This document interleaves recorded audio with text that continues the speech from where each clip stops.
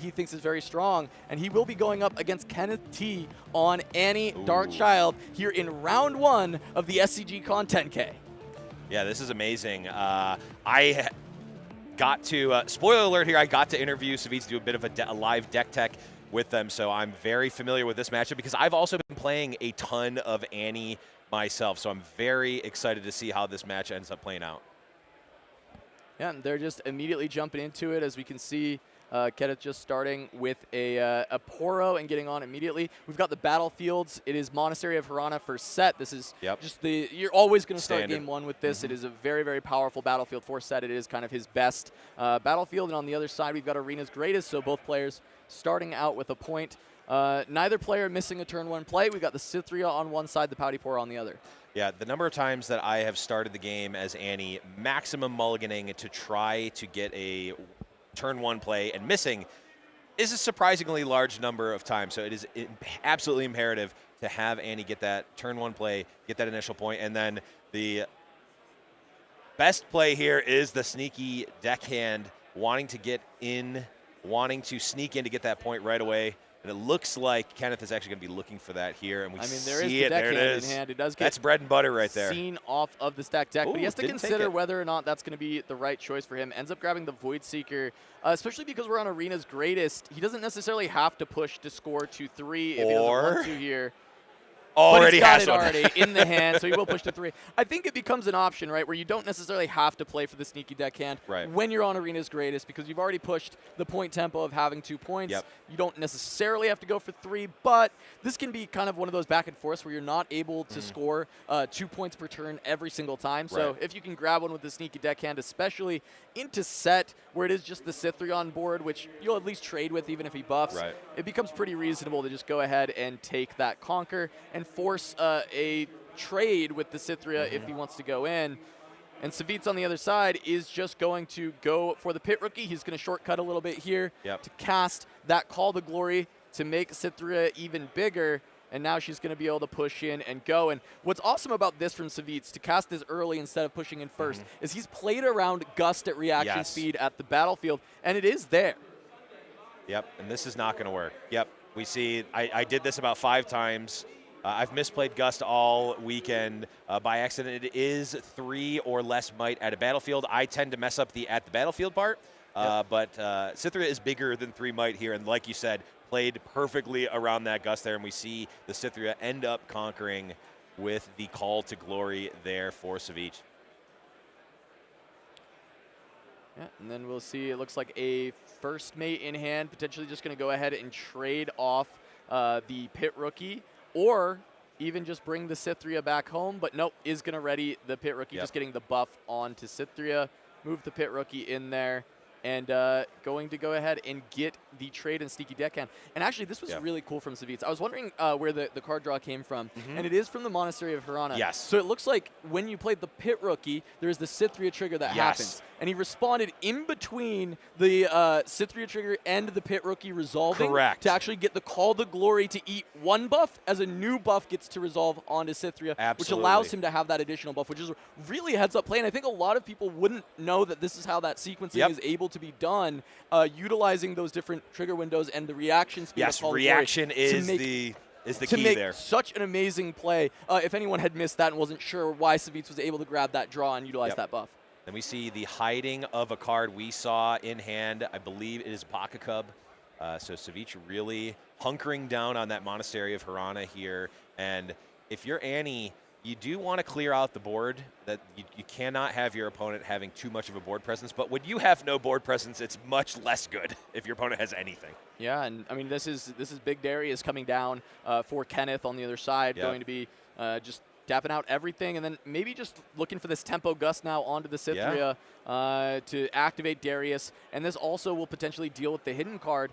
And I'm not sure what was hidden here. I think it is a hidden blade. Okay. So Savjz going to look to try and refill the hand, and I think Sett, generally card draw is one of the harder things that you have to deal with this set. Monastery with Cythria helps that a lot. You tend to get a lot of value. But this is another way that you can kind of find additional card draw. And I think Savjz is now deciding, am I saving the Cythria as well? Do I care about the runes, or do I care about having the material on board, the Cythria on board to kind of deal with this. Right, yeah, that is a consideration here. So you can use the Sett ability on the Hidden Blade kill trigger. Hidden Blade does not say if it dies, draw 2 cards. It just says draw 2 cards. So even if the Cythria is saved with the Sett hero ability, you are able to still draw the cards, and that's exactly what we see here. And interestingly enough, when with Sett's ability, you recall the unit, so it is no longer at the battlefield. Correct. And that will resolve when the kill trigger goes on the stack from the Hidden Blade. So this Gust is not actually going to push the Cythria back. Correct. She will come back to base for Savjz. But notably does still trigger the Darius. Yes, it does readying, resolve. Giving the +2 might. So Kenneth here is going to be able to take their choice of battlefield and see where they're going to want to set up. I'm curious here. They are going to go for the Monastery of Harana, essentially saying, hey, Savjz, I do not want you to be here. You're going to have to get through a Darius if you want to actually conquer this, get that buff trigger, and draw more cards. Yeah, and so just going to get that score. And, we talked about that third point maybe not mattering so much, but saying, hey, sometimes you can't conquer both sides. Kenneth is now at 4, so he's back on that point tempo, even though, he was only just scoring to 3 earlier. So it does end up kind of coming in clutch for Kenneth as we take a look at Savjz's hand. He was telling me all weekend about these Pocket Cubs and how much they've actually been MVPs in the Sett deck, how they've created so many good opportunities. But I will say right now they feel like they're kind of clogging the hand a bit because he doesn't have control just yet. They may help out with holding on to Arena's Greatest, though, after this turn because he can develop Sett Brawler, just conquer in and still be able to hide while looking for the next turn and seeing what he's going to do from there. Absolutely. And we could potentially see, make the Cythria 2 with the buff by playing a unit, offer the trade to Darius, but it is so scary against Annie. Gust, fight or flight, all that completely blows that play out of the water, and we're going to not even see Savjz consider it. We're just going to develop that Sett Brawler, get the big boy in the house, and start, hey, we're going to let Annie get up to 5 points here, potentially threatening to get a 6th. But, hey, we need to develop, and we need to get on the board so that we can stop the winning point from actually coming. Yeah, no, I mean, it is just kind of where you're at with Sett. This matchup can be difficult because of the tricks that Annie's got to jump things away when you're trying to push in a bunch of might, to be able to ride the wind and get stuff from your big units like your Brawler running in to go try and conquer on one of your smaller units, and even just having some burn spells because, you're in red, you're in Fury, so you're able to kind of find those. So it is just what will Savjz be able to piece together because, this, as you said, he's going to go to 3. Kenneth is going to be able to get to 5 and fully untap. So as of right now, I do think that Savjz on Sett here is a bit behind Kenneth. We haven't seen the Annie hand. I don't think he has that many cards. So the question is, does he actually have enough gas in the tank to keep pushing things away, or is Brawler going to take over the game? Yeah, we do. We just saw a Void Seeker drawn. We knew about the other one from the pick a card before. It looks like we've got Noxus hopeful here and Vi. So that late impactful game, now all of a sudden ride the wind, especially if Kenneth is able to get that 6th point here. All of a sudden, ride the wind is kind of a game over a lot of the times against Sett. And the Noxus hopeful is massive, right? Darius, you get to move him off the base. You're going to be able to re-ready him when you play 2 cards. Correct. And Noxus hopeful means you're always playing 2 cards this turn. You're getting that cheap 4 might unit on the back row after this play. So it's just a decision of, do you just want a Void Seeker to cycle since you've got 2 of them, or are you going to also develop Vi? Right, you could do that. The other beauty of the Annie deck is that you always have, if you've played a cheap spell earlier on in the game, you have your Annie chosen champion to buy that back and essentially get your Legion trigger for free. Yep, and so we are going to see the Vi into the Noxus Hopeful and just hold up 3 for the Void Seeker on the subsequent turn. So this is just going to be Darius pushing in to Cythria. And the nice thing about the Void Seeker is if Brawler just tries to go into Darius as 8 into potentially 7, Void Seeker will just still allow a baseline 5 might Darius to trade with Brawler, which is, I think, generally going to be good enough. Right.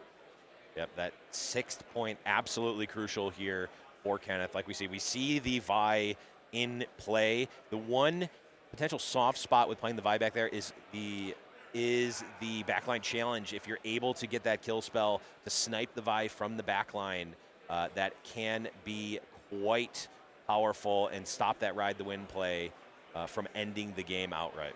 Yeah, but it looks like just a lot of units stacked up in Savjz's hand, not finding the spells. You kind of want that good mix of both with this Sett deck. And just kind of finding only one half of the deck. And, yeah, and a wrong too half much of deck it. syndrome, yep. So it is just going to be that 8, and that is going to be an easy Void Seeker to try and go for the trade. And it looks like there's really not much for Savjz to do about it. Going to have to be happy enough taking the clear on Darius. And going to have to look to conquer and hold. Kenneth already having a pretty big backline and having some spells to back it up as well. Yeah, absolutely. I mean, this is, from the Annie player's perspective, this is exactly where you want to be. You are ahead on points. You've got your sort of end game. You've got your end game plan realized. You've got the Vi to be able to take the big units that Sett can have. That is one of the choke points. A lot of times, if the Sett deck or these other decks are able to develop, you have a hard time going over. Well, Vi does not care whatsoever about that. Able to essentially trade with basically anything that you can imagine. And with the Ride the Wind, of course, that is the bread and butter combo there to absolutely end the game from nowhere. But at this point, we don't even necessarily need that. If your Kenneth, Vi plus other unit is going to be just good enough at this point. Yeah, and the graveyard is not big enough. The trash is not big enough Sure. that this Vi is going to be completely unstoppable, but it doesn't not big enough feel yet. like it also doesn't feel like this hand from Savjz has kind of the juice that's going to be able to stop it.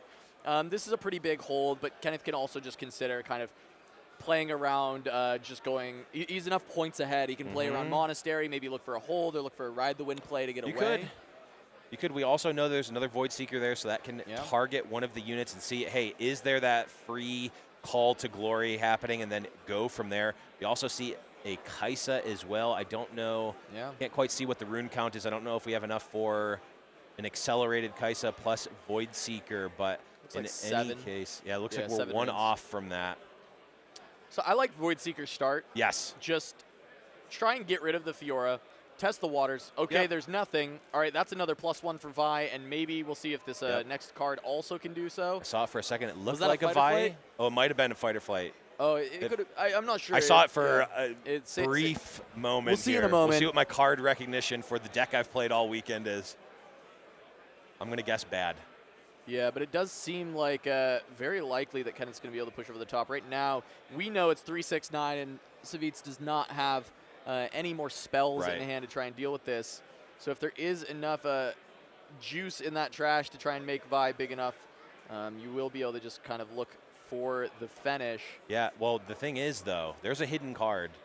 We know that it's Baka Cub. True. It could be Kenneth, Fistbreaker. It could be Fistbreaker. Could be another Hidden Blade. Like, that is what you have to consider. I mean, that's the scary part if you are Vi here is, oh, if this is Hidden Blade, all of a sudden my plan just doesn't work. I need to try something else. It looks like we're going to go for it anyway, because if you have Hidden Blade, we will deal with it. Yeah, going to pump up to 10. Yeah, there we go. So this is a if you have it, you have it moment. Oh, +7. I was like 16. I was like 16. Right. Yeah, +7. That makes sense. Yep. So it is 10 that will be able to go in, and we know that that will be good enough if he decides to risk it for the biscuit here. Yep. Not worried about the Hidden Blade, or at least feels like, hey, if it is Hidden Blade, I can still win from that spot. Doesn't feel like it's and too big a Savjz will scoop him up. So there's going to be the scoop up on game 1. Kenneth going to be up 1 game over Savjz.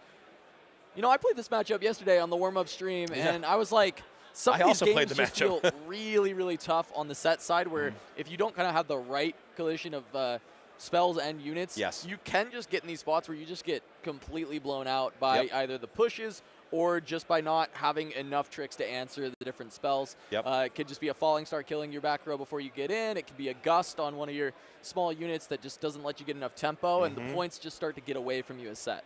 Yeah, absolutely. I played the match from the Annie side, and I ended up losing the match mostly from a misplay on my side, but it was the games that the Sett player had that perfect combination of I've got bodies, I've also got spells. That's really hard to deal with from Annie.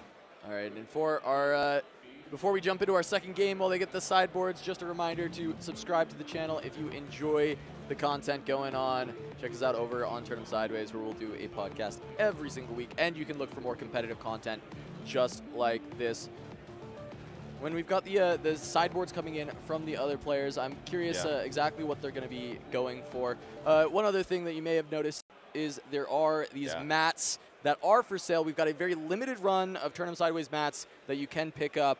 They should be just below the YouTube video or on the screen. Click on the screen.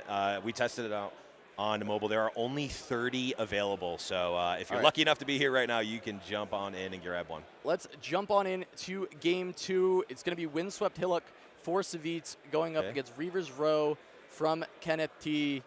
And they are looking at these mulligans here. We see the first draw, and it is just going to be a 2-drop found for Savjz going first. Does find the pit rookie. And I will say, Annie likes both of these battlefields. Like Windswept Hillock may benefit Savjz slightly more, but not too shabby for Annie to be able to essentially be even faster by having ganking. Yeah, I mean, if Savjz misses the 2-drop there, that sneaky deckhand just gets to go to Windswept Hillock and gets to score 3 points almost immediately. So very good to at least have an answer, and it is just going to be pit rookie going to Hillock. Why is sneaky deckhand randomly the best card in the deck? I don't understand. It is surprisingly but I do love very impactful, and it makes it so Annie doesn't lose too much by having to go second. You often just have a very strong early play that you can make. Yeah, the bread and butter play of if you're on the play, playing a 2-drop on turn 1, playing the sneaky deckhand on turn 2, and even having an extra resource to play like a stack deck or something, or leave it and have 3 on your opponent's turn for a Void Seeker. It's really hard for a lot of the decks in the game to deal with that. All right, so it is going to be just the first mate to potentially send the pit rookie over to trade, or at least to push the deckhand back. Annie will have the choice. This is Reavers Row, so we will have the Reavers trigger. But there is going to be maybe Kenneth reaching for some runes, considering maybe he's got a spell, maybe a Hextech Ray, try and hold on to this.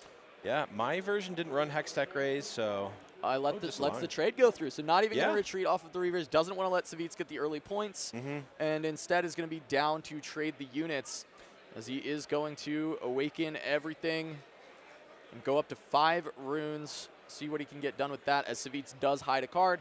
We know there is at least Pocket Cubs and Hidden Blades in this list. Not sure if he's got any Face Breakers, but there are options to what you have to play around when you are going blind into a set. Yeah, the more hidden cards that are playable, really, the wider the range of cards that it could possibly be. And something like Hidden Blade versus Pocket Cub, you kind of have to play around those cards a bit differently. So it makes both of them much better. This is crazy. Oh, yeah. 5 runes, stack deck, double hopeful. What do you mean? That's insane. I mean, that's just 8 might out of the 5 runes, and you drew a card. And let's also clarify, it's effectively only 3 runes. Yep. This is cool from Savjz. He is going to respond to the one of the triggers from, I think it was from the stack deck to reveal. Oh, no, the end of turn. The Annie trigger to stand up the runes. Annie trigger, end of turn. Reveal the Pocket Cub. I was going to say, I don't know if there's a window, but there it is. There is. The Annie trigger at the end of turn, reveal the Pocket Cub. I love this from Savjz. Really heads up. He knows the deck extremely well and the timings, just so he's got the ability to move one thing over to Reavers and consider if he wants to just bring first mate home and just keep one thing out there. So he's not beholden to this hidden card being there. It gets to be ready on his turn. Exactly. That's the big difference, because even though it can be played at reaction speed, still is played like normal. It comes into play exhausted. Yep. So since he does it on Kenneth's turn in response to the Annie, it will awaken at the start of Savjz's turn. He gets to move it from the Windswept Hillock over to the Reavers Row, where it will be safe. Yes. Can just move back. Well, safe from combat. Safe from combat. Yeah. Obviously, spells. It's definitely not safe. Spells can take it out, but safe from combat and get the first mate back. Every point of might's going to matter a lot when you're staring down a double hopeful turn from your opponent. Absolutely. So my list was slightly different than Kenneth's. I did not run the hopefuls. The hopeful feels a lot better in the Sett matchup, where you're actually able to tussle with a lot of these 3-mite units. For the most part, if I don't have Kaisa or Darius, I'm basically stone cold to a Pocket Cub. I can't do anything about it, but here we see Kenneth having 8 might worth of units that they effectively only paid 3 resources for. Absolutely explosive start here from Annie. And there's the Falling Star. This is the other thing I was talking about. This is still a red deck. You still have to be worried about some of these removal spells, and especially Falling Star. Yes, it does feel a lot more fair as a card when you do have to recycle the 2 runes. But no, Annie is pretty good at playing low econ. Oh, absolutely. And so she's able to kind of still not worry about having to recycle those, especially because a lot of her powerful early cards don't actually require you to recycle. These hopefuls, that's not going to really matter. The sneaky deckhands you're playing early, the stack decks you're playing early, you're not recycling. So you're going to have this kind of buffer of runes that you are kind of able to play with and toss away to something like a Falling Star. And this is just a lot of value that Kenneth's able to get on this turn. With double Conquer, the Darius comes in ready, but I think he is just going to hang out at home. Yeah, I don't think we're gonna necessarily reinforce here. Not really a reason to. But guess what? We've still got 2 resources, so there's really no, unless the Annie player has no cards in hand, you don't get to sit there and rest at ease if you're Savjz. So Savjz does get to have the double brawler play option available in 2 different modes. He does have the double conquer mode available with going for this buff, then playing the showstopper into Hillock. He'll still be ready. And then he can move down to that Reaver's Row, and that's going to be the option he goes for. The other option is he has the challenge in hand, so you can buff him up, send him in, conquer, and then you can go from there. But he's still ready, so this push. Still ready. He might use both modes this turn. Pushes it back. Yeah, Savjz had to ask the question. It is legitimate. Who are you targeting with this fight or flight? Because this Noxus Hopeful is still going to die. Yep. And I think maybe, for Kenneth, maybe this is an oversight. He maybe just kind of didn't realize that Showstopper is not going to exhaust the unit when it runs in. And he was maybe considering like, oh, maybe this was a mistake to push your guy back. Maybe I should have sent my Hopeful home. He is going to lose it. And now Savjz does have the option to do the other form of kind of double. It's not double conquering, but utilizing the challenge to now use this, leverage this 12 might unit to clear something, and he is going to just get rid of the Darius. Yeah, Darius, one of the, I mean, obviously one of the scariest unit besides Vi in the Annie deck, of course, being able to clear that off effectively for very few resources. Establish here, we're still a bit on the back foot as Savjz, but we're at relative parity, and Annie does not want to be at parity with any deck at really any time. They need to be ahead in order to push that to the end of the game. Well, I mean, this was great because now the Darius being cleared means that Brawler may actually get to kind of hold that position. And that's usually the issue that Brawler can run into is he's going to just punch through your wall. He's going to get onto the point. He's going to conquer. And then he's a 5. He might just get knocked away. But 5 is good enough to get around a Void Seeker. So annoying as the Annie player to see a 5. Yep, lots of other decks. 5 is kind of no big deal to push through. But when Void Seekers are some of your removal options, when your biggest push is either Darius, which can get over at 7, or Kaisa at 4, 5 becomes a problem to deal with quite a few opportunities. So I can't tell if I saw the card in their hand. I did. It's Invert Timelines. Oh, yes. I'm also running this as a 1-of in my deck, and I have not gotten to cast it yet.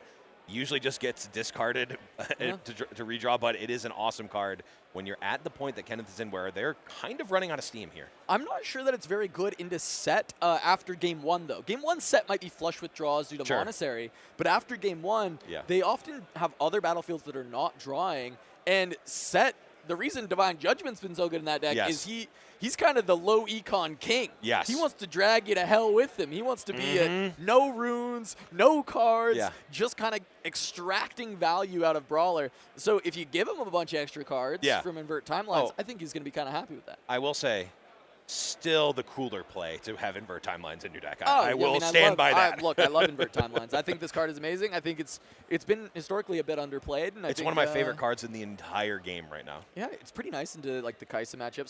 Sometimes he has a lot of cards in hand as well, and it can kind of help you out a lot to just bring them down to 4 and bring yourself up to 4. And it can really help you close out some of those late game scenarios. As we are just going to see 4 runes. Yeah, that is just going to be Annie Stubborn deployed. What spells did we have available so far? We know Void Seeker, but you wouldn't play Annie Stubborn if that's what you're looking for because you already have one in hand. Falling Star or Fight or Flight could be potential options here. Falling Star is significantly less good considering that set does have the buff. Correct. So you're just essentially saying, I'm going to trade my 2 runes for your 1 rune, and now Sett can reconquer. Not the gambit you want to be taking. It can be good if Savjz is on like no cards and you can hold past 4 might, which is not the current conditions of Annie right now. No. But I would say that is a reason that you might want to do it at other points. But at this point, I think Fight or Flight kind of makes a lot more sense. Now, it's not Fight or Flight is not particularly pivotal here. I think it was just the best option that was available. We see The hand from Kenneth again, kind of running out of gas here. The timelines may need to be fired off just to get something going. Yeah, but Savjz is just going to get that score for hold. He is going to be able to push up to, I believe, 6 points here onto the Reaver's Row. Yeah, notably here, Savjz did not use the buff to pump up Sett, even though they would effectively get another buff for conquering here because of that fight or flight. It could Kenneth could say, oh yeah, I'll fight or flight that. You're back at home at 4 might, and that's exactly what you just said. That 5 might breakpoint is absolutely crucial in this matchup. Yeah, and so, I mean, Savjz just gets to develop back row. Now Sett Brawler being in Reaver's Row is even better because he can just retreat that Sett if anything runs in for unit combat, and it's going to be a buffed Sett ready to punch back through to try and score the winning point here on these last 2 bits, right? Being at 6 points, just needing to double conquer, having a Fiora and a Cytherea at home, 6 might at home, Sett Brawler likely coming home as well and giving you an additional 8. 14 points of might is a bit tough for Annie to kind of hold against, but of course Fight or Flight we know is there. We do know that Fight or Flight is there, yes. But you don't necessarily need to be that big in order to conquer the Annie's battlefields anyhow. So you can take a more measured approach, especially when that Fight or Flight is face up here for Savjz. Yeah, so he knows exactly how to play around it, or at least he knows that he needs to play around it, right? He knows that it is going to happen. Whether or not he's able to play around it is you know, the other side of the coin here. But Sett, it's interesting. Sett into Fight or Flight, it's really good against Sett, but Sett also has a plethora of tools to then kind of play around the Fight or Flight. It's just a matter of does he have it in hand. Right. Showstopper, phenomenal at playing around Fight or Flight because you don't have to exhaust your unit to push it in. You can just play the Showstopper. There is also the ability to just play a first mate, re-ready your unit after it gets bounced back. Some of the best performing Chinese list was playing a couple Wallops. So Wallop is another way, and Wallop really nice with Cytherea, because you're always going to kind of have that buff around to just wallop and send something in. So there's a lot of ways that the Sett player can get around this Fight or Flight if that ends up being what Kenneth needs as the linchpin to actually be able to potentially win this game. But he's very much on the back foot, being 4 points behind. Annie needs to play from ahead in score. She really struggles if you're able to get point parity, or even better yet, get ahead of her in points. Looks like we're going for it now. The Fight or Flight is happening. Savjz says, okay, we're moving back. We're potentially able to get to that 6-point break point here for Kenneth, which is certainly crucial. That does, 6 is almost infinitely bigger than 5, but here we go, inverting the timelines. First one of the day. I get the feeling Savjz is going to get more play out of this than Kenneth is when I'm just thinking about only 2 cards in hand. He's just going to go ahead and play a +3 to get around the potential of a Falling Star. Since it would go away anyway. Very relevant. And I agree. The chances that Kenneth ends up, air quotes, better off than Savjz here, I would say quite low. Here's the thing, though. Kenneth needed to do this. This is a desperation inverting timelines. You do not hit the big red button to change time and space itself if it's not a desperate situation. This is the I'm out of plays. Let's try it, and let's see what we can do from here, which makes sense for the push. And a Rebuke is actually a reasonable thing to find that actually can make a difference. It can move the needle. On the other side, the Unyielding Spirit being picked up for Savjz is nice into the Annie, but it probably won't matter too much here. I guess it could into the Void Seeker. We do see the Void Seeker, which but there's only 4 runes, and that Rebuke is going to have to be deployed. Yeah, the Rebuke is going to have to be deployed. I mean, this is what the Annie player needed. They hit that 6-point break point, and now they've got resources. They're not out of gas. They have a board developed. Savjz obviously has to answer this here. It has to answer both, at least one of these battlefields. Ideally, going to be both here, if possible, to win the game. But Annie does have the Rebuke here, so it's going to see, is Savjz going to be able to thread the needle here and end the game and put us into a game 3? Yeah, this one is certainly going to be tough, right? Because we are well aware that this Sett Brawler is probably getting shipped back to hand. And what that leaves is a 2-might Cytherea with no way to really increase that in hand currently, and a 4-might Fiora that can be buffed up. We do have a Pit Rookie in hand as well that can be deployed to give that Mighty over to Fiora, give her that ganking, give her deflect, give her shield. None of those keywords going to really matter in this exact instance. No. However, the 5 Might Breakpoint does matter significantly with the Hopeful on board. Absolutely. Absolutely. Now, Savjz does have to see. I mean, it looks like we see and not really a lot of other interaction here from Savjz. Again, kind of drawing the wrong half of their deck here in terms of wanting pump spells and other might adjusting cards here to hit those breakpoints. Annie being a 3 might unit, excessively relevant in this spot. In this exact spot. Yeah. And usually it wouldn't. Usually it would not matter. Actually, that Call to Glory would have been really nice. The Hidden Blade, those were actually ready to lock out the game. And so we mentioned that, hey, maybe Sett will come out ahead of this. Really turns out, no. No, it did not. The Rebuke being a massive pull for Kenneth. Yeah, huge. And Sett ends up finding kind of a bunch of units, not the right spells for the circumstance. And so the Hail Mary play might be able to pay off for Kenneth. That inverted timelines, changing the future from what was looking very grim and unwinnable to maybe a light at the end of the tunnel with this Rebuke to potentially turn things around. But let's see what Savjz can string together, because he only needs to conquer one side if he can then hold. Right, yeah, absolutely here. Savjz, now it's a matter of what gives you the best shot. And here's the problem. We see Vi back home. I don't know how many cards are in Kenneth's trash, but it feels like it could be a lot. Well, an Invert Timelines was played, and that was already, it was only, I believe, 1 or 2 cards in hand at that stage. Annie has pulled one back, so there's like 1 less than we would normally expect, even though if it has been re-put back into the grave. But it is just a lone Vi, and there is a Karma in hand, which is a pretty big unit that can go in as well. So if you do stack up Fiora, Cytheria, that's 8 already. Karma, that's going to bring you up to 15. Yeah. And you've got the Unyielding to stop anything to go alongside the Vi, any spell damage. And that might change the calculus a little bit. 1, 2, 3, 4, 5, 6, 7. So we are going to have the ability to play the Karma and hold up the Unyielding, which could actually be the break point here, because it may be relying on, hey, this 4 damage is at least going to go onto a unit here. I'll draw an extra card, see if I can cycle and get another card in the yard here for this Vi, but we're going to have to wait and see if that is going to end up being relevant. But yes, like we said, Savjz saying, hey, we're holding here. Yeah. Show me what you got. Forgot his buff for the Karma. We'll see if he ends up putting it on there, if they notice, or if that can come into matter. Yep, there we go. He's got it. Easy enough for them to just correct that game state, go from there. We are going to see what is in the hand and how many cards are in this trash. That looks like a pretty big stack of cards, but if it does go alongside that Void Seeker and Savjz is able to blank that, it comes down to, is it a big enough stack for the Vi? Yeah, we see the 1 resource here, so there's really not a lot.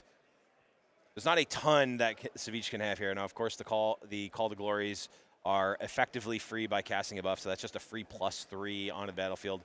At this point, though, it's not a matter of you can't bluff anything here to Kenneth, because Kenneth has to go for this play. This is make it or break it. This is win or lose here. So you can't bluff and hope that Kenneth doesn't play the cards to try to win here. They have to. So Kenneth's other option is to accelerate Kai'Sa. Right, he has 2 choices. He can cast the Void Seeker, or he can accelerate Kai'Sa. But the Void Seeker gives him the chance to draw into like a fight or flight or something even better. Which would be huge. It is going to be the Void Seeker. That is the Unyielding deployed. Which will deny this, but the draw still comes through, and it's just a unit. It's just Traveling Merchant. That's not relevant. The question is, how many cards are in Kenneth's trash, and is it big looks enough? Like he knows, and it's not enough. It looks like, oh, no. Maybe not. I thought 3, he was scooping, 4, but no, 5, he's counting 6, it now. 7, 8, 9, 10, 11, 12. That's 15, I think. 15 versus 15 then? 6 plus 7 plus 2? 15's exact. This game might still be on. We're getting a treat here for the first match. If we counted that right. Which? Plus 12, that is 15. Yeah. But Savjz does get to set and save one of these big units. That might just allow him to double conquer and close things out anyway. True. In fact, we know the hand for Kenneth. Yeah. It's a bunch of small units. It's not going to help. Oh, here we go. Trade offered. Okay, here we go. Get the close-up view here. Vi rumbling in. Beach gets to decide who are we going to save. Karma. Have to imagine it's going to be Karma. It's going to be Karma, of course.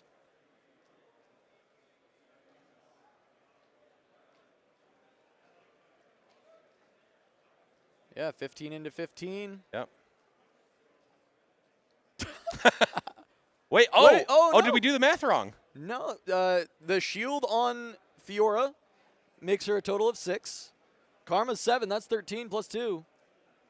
Oh, no, it looks like maybe they missed the shield on Fiora, and that's just going to be the game. Wow. Savjz going to scoop it up. Kenneth going to pick up that win. But this is, that's the thing.